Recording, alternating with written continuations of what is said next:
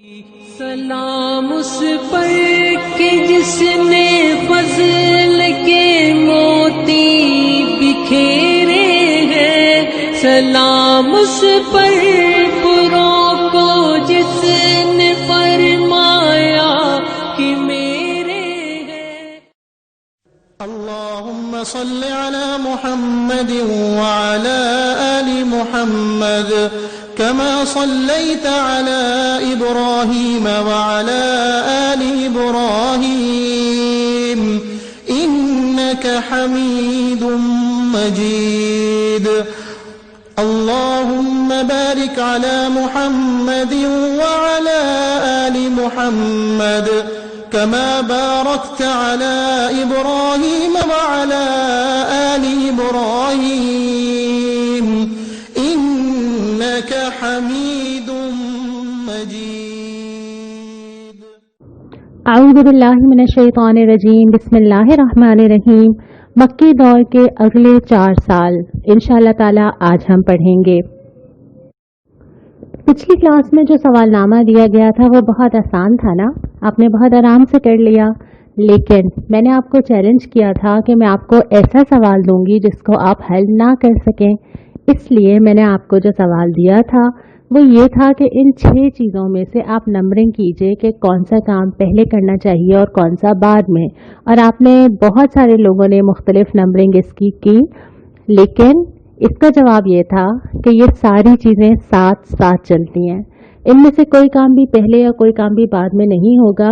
قرآن سے رہنمائی لی جائے گی تو عبادات بھی ہوں گی، حالات بھی پیش آئیں گے، دین کی طرف بھی بلایا جائے گا، اپنی تربیت بھی ہو رہی ہوگی اور اسلام بھی قائم ہو رہا ہوگا۔ اسی طرح جب عبادات ہوں گی تو تربیت بھی ہوگی اور پھر دوسروں کو بلایا بھی جائے گا، قرآن سے بھی رہنمائی لی جائے گی، حالات پیش آئیں گے تو تربیت اس طرح سے بھی ہوگی۔ عبادات سمجھ ہی اس وقت آئیں گی جب انسان صبر اور نماز سے مدد مانگے گا، قرآن اٹھائے گا، وہ بولے گا دوسروں کو دین کی طرف بلاؤ، دوسروں کو بلائیں گے تو پھر ضرورت ہوگی کہ نماز سے مدد لیں، حالات کا مقابلہ کریں گے تو صبر کرنا آئے گا۔ تو جتنی چیزیں میں نے آپ کے سامنے لکھی تھیں یہ ساری کی ساری باری باری نہیں ہوتی، یہ ساری کی ساری ایک ساتھ ہوتی ہیں۔ تو ایک سوال سے تو میں نے آپ کو مشکل میں مبتلا کر دیا۔ اب اس کے بعد آگے بڑھتے ہیں۔ جو گزشتہ سبق تھا ہم نے یہاں تک پڑھا تھا کہ دعوت عام کی ہدایت کر دی گئی تھی، مخالفت کا آغاز ہو چکا تھا، حضرت ابو طالب کے ذریعے بھی دباؤ دیا جا رہا تھا، دار ارقم پہلا مسلمانوں کا سینٹر بن چکا تھا اور مسلمانوں کے اوپر بہت ساری کیفیات گزر رہی تھیں اور ہجرت حبشہ ہو گئی تھی۔ اب ہم یہاں سے آگے چلتے ہیں۔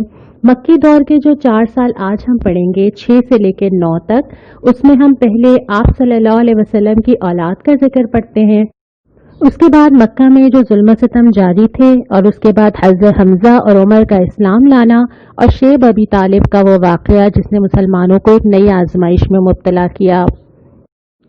اب آ جاتے ہیں ہمارے آج کے سبق کی طرف۔ نبی کریم صلی اللہ علیہ وسلم حضرت خدیجہ کے ساتھ زندگی گزار رہے تھے، آپ نے پڑھا۔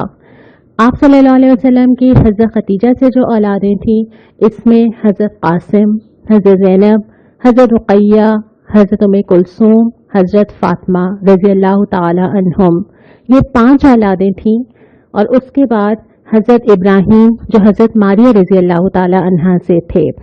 ان 6 اولادوں کا ذکر ملتا ہے اور حدیث کی کچھ کتابوں میں ہمیں اس کے علاوہ بھی 2 صاحبزادوں کا ذکر مزید ملتا ہے، لیکن زیادہ اتفاق جو ہے وہ انہی ناموں کے اوپر ہے۔ ان میں جو آپ صلی اللہ علیہ وسلم کے بیٹے تھے حضرت قاسم، جن کی کنیت کے حساب سے نبی کریم صلی اللہ علیہ وسلم پسند فرماتے تھے کہ ان کو ابو القاسم کہا جائے، اور حضرت ابراہیم، ان دونوں کا انتقال ہو چکا تھا۔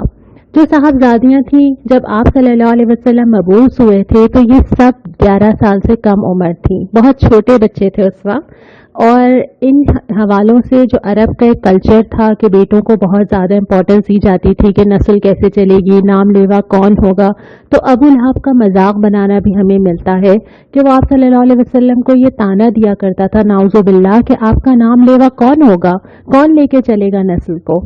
اس کے جواب میں اللہ تعالیٰ نے سورہ کوثر نازل کی تھی، اور آج دیکھ لیجئے کہ آپ صلی اللہ علیہ وسلم کے کتنے جانثار اور کتنے نام لیوا دنیا میں موجود ہیں۔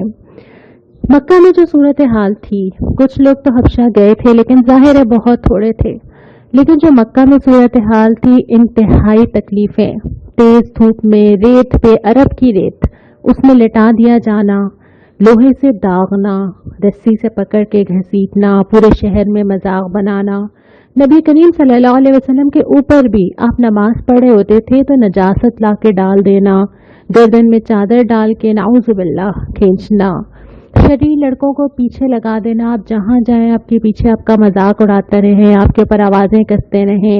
अबू लहाब जो आपके अपने चचा था, वो साथ साथ जाता और जहां जहां आप दावत देते साथ साथ कहता कि ये तो हमारे यहाँ का नाउजुबिल्लाह झूठा है, मजनून है, इसका तो दिमागी तवाज़ुन ठीक नहीं है, ये तो हमारे यहाँ का बागी है, और इस तरह की बहुत सारी बातें करना।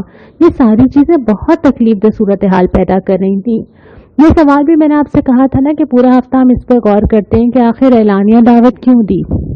खामोश रहते तो चीजें आसान थी ना, अपने घर में रखते।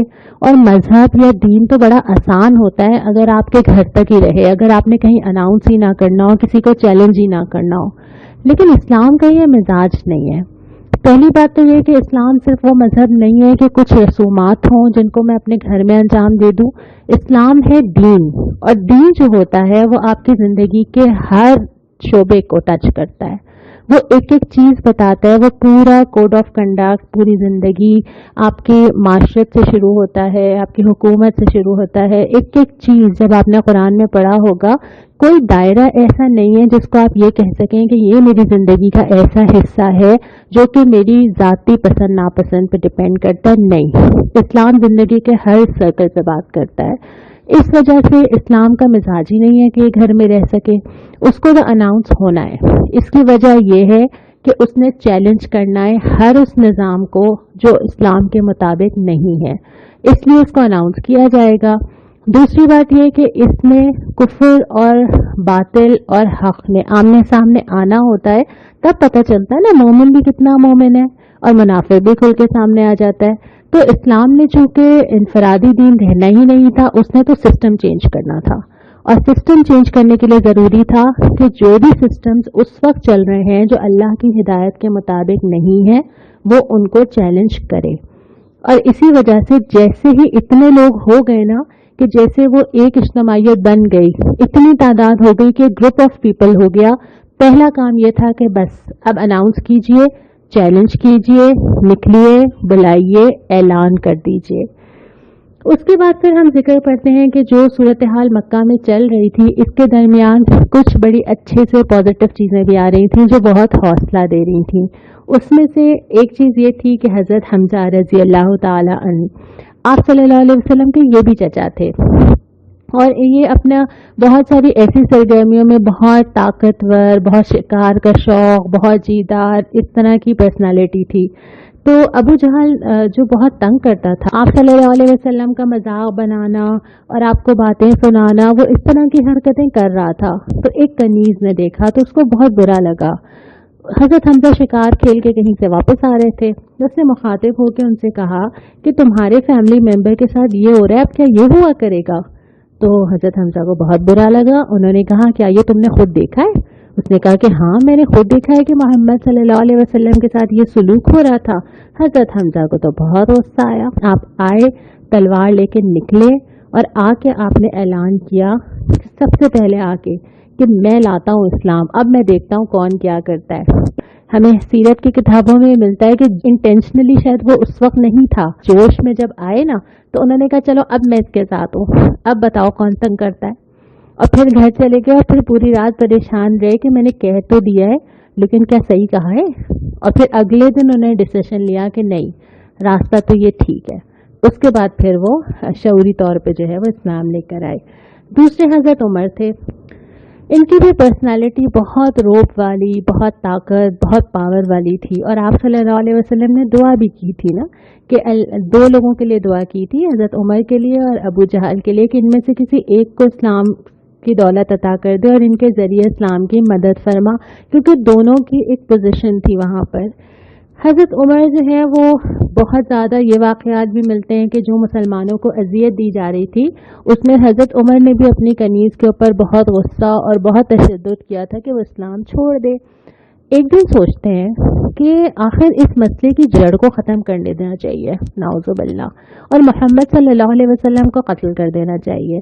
तलवार लेकर निकले, रास्ते में एक सहाबी मिले। उन्होंने पूछा, कहाँ जा रहे हो? हज़रत उमर ने कहा कि मैं मोहम्मद सल्लल्लाहु अलैहि वसल्लम को कत्ल करने जा रहा हूँ, नाउज़ुबिल्लाह। उन्होंने कहा, अच्छा, पहले अपने घर की तो खबर लो, अपनी बहन बहनोई का मालूम है? हज़रत उमर को तो बहुत गुस्सा आया। गए अपनी बहन के पास, हज़रत फातिमा बिन खत्ताब के पास, और उनसे पूछा कि मैं क्या सुन रहा हूँ। पहले तो उन्होंने छुपाने की कोशिश की। जब इन्होंने बहुत गुस्सा किया तो वो कहने लगी कि भाई अब तो हम इस्लाम ला चुके हैं और इससे हम पीछे नहीं हटेंगे, जो करना है तुम कर लो। इससे हज़रत उमर सोच में पड़ गए कि ऐसी क्या बात है। उन्होंने अब कहा कि अच्छा ठीक है, जो तुम पढ़ रही हो ज़रा मुझे सुनाओ। उन्होंने सूरह हदीद या बाज़ रिवायात के मुताबिक सूरह ताहा की कुछ आयात सुनाई। दिल पे बहुत असर हुआ, खामोशी से निकले, दारे अरकम पहुंच गए। अच्छा, दारे अरकम में भी लोग हैरान हुए कि अल्लाह अब क्या होगा, ये उमर क्यों आए? पूछा गया, कौन? कहा, उमर। किस लिए आए हो? पहले तो लोग सोचते रहे दरवाज़ा ना खोलें। आप सल्लल्लाहु अलैहि वसल्लम ने फरमाया कि नहीं, आने दो, हम देख लेंगे किस लिए आया है। अंदर आए तो आपने पूछा, है उमर क्यों आए हो? उनके मुंह से निकला, इस्लाम लाने के लिए। आप सोच सकते हैं कि उस वक्त मुसलमानों को कितनी खुशी हुई होगी इन हालात के अंदर। और उसके बाद हज़रत उमर इस्लाम लाते हैं और मुसलमान अल्लाहु अकबर का ऐसा नारा लगाते हैं कि मक्का की पहाड़ियाँ गूंज उठती हैं, बाहर निकलते हैं, अलल ऐलान नमाज अदा करते हैं। इन दोनों लोगों के 3-4 दिन के फ़र्क से ये दोनों ईमान लाए हैं और मुसलमानों को इतनी खुशी नसीब हुई है। उसके बाद हज़रत उमर ने कहा कि अब जो बात हक़ है मैं तो ज़ोर से कहूँगा, किसी से डरे बगैर कहूँगा, और बड़े डट के निकलते थे और डट के बात करते थे। इसीलिए आप सल्लल्लाहु अलैहि वसल्लम ने उनको फारूक का लक़ब दिया, यानी फ़र्क करने वाला, हक़ और बातिल को अलग अलग छांट देने वाला। एक तरफ तो सूरत हाल ये नज़र आ रही है ना कि मुसलमान ताकत पकड़ रहे हैं, और यही चीज़ अलार्मिंग थी कुफ़ारे मक्का के लिए, कुरैश के लिए। उनको ये लगा कि अगर अब इस मामले को रोकना है तो कुछ सीरियस कदम उठाना पड़ेगा। तो आपस में सर जोड़ के बैठे और जो हल निकाला वो ये था कि हमें इनका, यानी आप सल्लल्लाहु अलैहि वसल्लम और उनके साथ जो बनी हाशिम के लोग थे, हमें इनका बायकॉट कर देना चाहिए, सोशल भी और फाइनेंशियल भी। और उसके लिए उन्होंने ये तय किया कि तमाम कबाइल जितने कुरैश के अंदर हैं वो बनी हाशिम से कोई ताल्लुक़ नहीं रखेंगे, ख़रीदो फ़रोख्त नहीं करेंगे, खाने पीने का सामान नहीं जाने देंगे जब तक कि वो नाउज़ुबिल्लाह मोहम्मद सल्लल्लाहु अलैहि वसल्लम को कत्ल के लिए हमारे हवाले नहीं कर देते। बाकायदा ये लिख दिया गया और काबे के ऊपर लगा दिया गया। और फिर जो आप सल्लल्लाहु अलैहि वसल्लम और उनके सारे साथी थे, उन्होंने शेख अबी तालिब, जो कि एक पहाड़ का दुर्रा था, एक स्पेस बनी हुई थी पहाड़ के अंदर, सब लोग वहाँ पे मूव हो गए। और उसके बाद जो है वो इतने मुश्किल हालात देखे। और ऐसा थोड़ी था कि सारे ही बड़े बड़े लोग थे, उनकी फैमिलीज थी, उनकी बीवियां थीं, उनके छोटे छोटे बच्चे थे। हमें ये भी मिलता है कि बच्चे रोते थे तो कुरैश खुश होते थे कि देखो अब इनको पता चल रहा है। और ये हालत थी कि बाद में सहाबा बयान करते हैं कि इतना सख्त वक्त था कि हम पत्ते उबाल के, चमड़े के टुकड़े को उबाल के, ऐसी चीज़ों से अपना पेट भरा करते थे। ये सारी मुश्किलात, बच्चों का रोना, भूख बर्दाश्त करना, अभी तो हमारे सिर्फ 3-4 महीने लॉकडाउन के हैं और हमें लग रहा है कि ज़िंदगी रुक गई है, जबकि ये इंटेंशनली है ना, हमने खुद किया है सेफ्टी के लिए। लेकिन जिन लोगों का बायकॉट कर दिया जाए, जिनका खाना पीना, फैमिलीज, बाजार, जिनके तिजारत, हर चीज़ ख़त्म कर दी जाए सिर्फ और सिर्फ दीन के लिए, तो कितनी बड़ी कुर्बानी थी ना जो दीन के लिए दी, कितनी बड़ी आजमाइश थी ना जिससे ये लोग गुजरे। यकीनन दर्जा भी उतना ही बड़ा होगा, लेकिन जो दीन आज हमारे हाथ में, ये इन सारी कुर्बानियों के बाद पहुंचा है। उसके बाद ये हुआ कि खुद कुरैश में ही आवाज़ उठी। हशाम आमरी का जिक्र आता है कि उसने आवाज़ उठाई और उसने कहा कि कैसे हो सकता है कि कुछ लोग वहाँ पे ये कर रहे हों और हम अपनी जगह पे बैठे हों। 2-3 सरदारों से मिला, फिर लेकिन कुछ लोगों ने रेजिस्ट किया, कुछ लोगों ने कहा कि अच्छा ठीक है।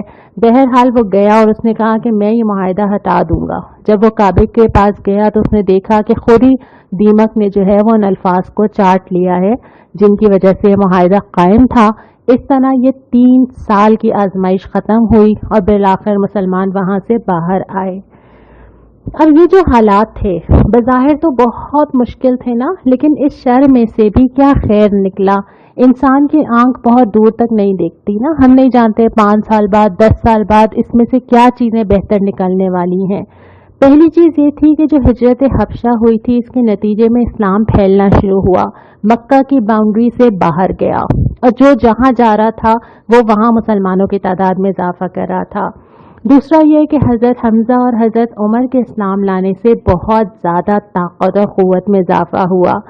تیسرا یہ کہ جو استقامت اور قربانی تھی، جو 3 سال کا وقت یہ گزرا تھا، جو باقی آزمائشیں تھیں، اس نے بڑی قربانی ٹھہراؤ مسلمانوں کے اندر پیدا کیا کہ آئندہ وہ بڑی سے بڑی قربانی کے لیے تیار تھے۔ پھر یہ کہ ان کا جو اخلاقی دھاک سے امپریشن بنا نا، سب کو پتہ چل گیا کہ اب ان لوگوں کو کوئی نہیں ہلا سکتا۔ اور آخری جو سب سے مزے کی چیز یہ ہوئی کہ ہر جگہ جا کے جب ذکر کیا جا رہا تھا نا، اور خاص طور پہ ہمیں ذکر ملتا ہے کہ ابو لہب اور ابو جہل کا، کہ وہ جا جا کے لوگوں سے کہتے تھے کہ ان کی بات نہیں سننا۔ قبیلے آتے تھے، پڑاؤ ڈالتے تھے، تجارتی قافلے آتے تھے، ان کو جا کے کہتا تھا کہ دیکھو ہمارے ایک محمد نام کا شخص آئے گا، اس کی بات نہیں سننا۔ تو اس سے مزید چرچا ہوا اور زیادہ فیمس کر دیا اس نے نا۔ تو یہ ساری چیزیں جو ہیں وہ ایک ایک سٹیپ مسلمانوں کو، اب آپ پیچھے سے دیکھتے چلے جائیے کہ غار حرا کی پہلی وحی سے لے کے یہاں آنے تک سفر آسان نہیں تھا، بہت مشکل تھا، لیکن ہر قدم ایک سفر میں آگے ہی لے کے جا رہا تھا۔ اس کے بعد پھر کیا ہوا ہم اس سے پھر آگے انشاءاللہ تعالی اگلے ہفتے پڑھیں گے۔ بعض تاریخیں ایسی ضرور ہیں، جیسے شیخ ربیع طالب کا جو واقعہ ہے، کچھ لوگوں کا خیال ہے کہ یہ 10 نبوی میں جو ہے وہ ختم ہوا تھا، کچھ لوگوں نے اس کو 9 لکھا ہے، تو ہم نے اس کو انشاءاللہ یہاں پہ کور کر لیا، ہم اس سے آگے چلیں گے اگلے ہفتے۔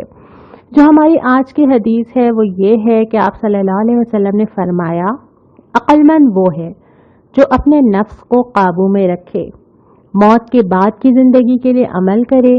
نادان وہ ہے جو اپنے نفس کی خواہشات کا اتباع کرے اور اللہ سے بے بنیاد آرزویں لگائے رکھے، یعنی کہ بس کرے اپنی مرضی اور سوچے یہ کہ اللہ معاف کر دے گا نا، اللہ ہی نے کہا ہے، قدم بڑھانا ہے، کوشش کرنا ہے، پھر بھی اللہ سے امید لگانی ہے۔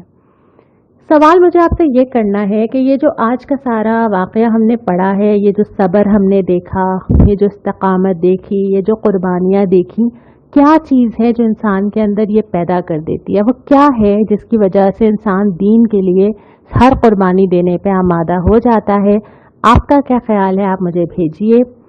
سنت بہت مشکل ہے آج کی، اور سنت یہ ہے، ہمیں حدیث کی کتابوں میں ملتا ہے کہ نبی کریم صلی اللہ علیہ وسلم نے صحابہ کو تاکید کی ہوئی تھی کہ کسی کی کوئی شکایت یا عیب، جیسے کسی کے بھی علم میں اگر آ گیا ہے نا، وہ آپ صلی اللہ علیہ وسلم تک نہ پہنچائیں، اور آپ فرماتے تھے کہ میں چاہتا ہوں کہ دنیا سے جاؤں تو سب کی طرف سے صاف جاؤں، یعنی میرے دل میں کسی کے بارے میں کوئی بات نہ ہو، اس کی کوشش ہمیں کرنی ہے۔ بہت سارے ایسے معاملات ہیں جو مجھے نہ پتہ چلیں، مجھے کوئی فرق نہیں پڑتا، بہت ساری ایسے لوگوں کی چیزیں، لوگوں کے مسائل، لوگوں کے کنسرنز، لوگوں کے عیب، لوگوں کے گھروں کے مسئلے نہ پتہ چلے نا مجھے، نہ میں اس کو معلوم کرنے کی کوشش کروں، نہ میں اس کو سننے کی کوشش کروں، اور ہم آپس میں اس بات کا رواج دیں کہ ہم ادھر کی بات ادھر نہ کریں۔ اپنے دل کو خالی رکھیں، اپنے دل کو صاف رکھیں، اپنے دل میں کوئی کینہ، کوئی بدگمانی، کوئی شکایت، کسی کا امپریشن، یہ سب نہ آنے دیں۔ اس کی کوشش انشاءاللہ تعالی ہم اس ہفتے کریں گے۔ اب جو آگے ہم 10ویں سال سے اگلی کلاس میں شروع کریں گے۔ السلام علیکم ورحمۃ اللہ۔ اس پر جو سچائی کی خاطر دکھ اٹھاتا تھا، سلام اس پر جو بھوکا رہ کے اوروں کو کھلاتا